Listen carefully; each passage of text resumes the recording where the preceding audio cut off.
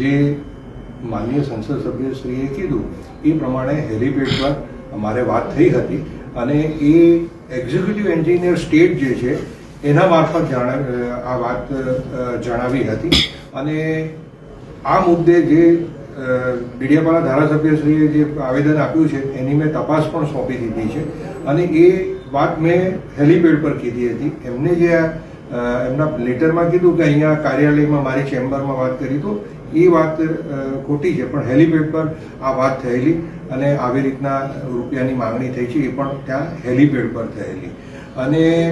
અને બીજું કે એ સીધી મારી સાથે એમને ટોક નથી કરી, પણ એક્ઝિક્યુટિવ એન્જિનિયરને મારફત કોન્ટ્રાક્ટરો મારફત આ માંગણી કરી છે. એ વાત મારે અન્ય સંસદ સભ્યશ્રી જોડે થઈ હતી. જો આજે ચૈતરભાઈ વસાવાને કલેક્ટર સાહેબે જે જવાબ આપ્યો હતો એ જવાબ પરથી આખા સમાજની અંદર, પાર્ટીની અંદર, લોકોની અંદર, આમ પ્રજાને, મીડિયા જગતમાં પણ હું ખોટો છું એવું સાબિત થતું હતું. તો હું સાચો છું એ સાબિત કરવા માટે આ મેં સ્ટેન્ડ લીધું કે જો મારી સાથે ન્યાય નહીં થાય તો હું પાર્ટી છોડી દઈશ. એ વાત મેં બહુ સ્પષ્ટ, આજે પણ એ વાતને વળગી રહી, પણ આજે પાર્ટી મારી સાથે છે અને સરકાર પણ મારી સાથે છે અને સત્યની લડાઈ લડું છું.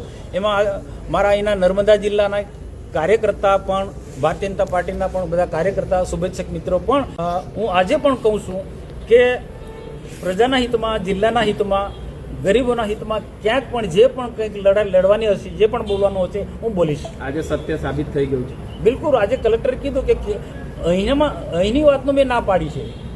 કેવડિયામાં તો વાત થઈ, હું તો ક્યાં ના પાડું છું. એમને આજે પણ કીધું કે કેવડિયા જે આપણી વાર્તાલાપ થઈ હતી કાર્યપાલક ઇજનેરની બીજા બધા સાથે કે તમારી સાથે જિલ્લા પ્રમુખ નીલભાઈ રાવ સાથે, એ એમને આજે પણ છે કે એ વાત આજે પણ હું કહું છું કે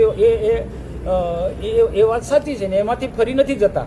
પણ અહીંયા જે ધારાસભ્ય ચૈતર વસાવે કીધું કે અહીંયા કલેક્ટર ઓફિસમાં મનસુખભાઈને, નીલ રાવને તમે વાત કરી, એ વાત ખોટી છે.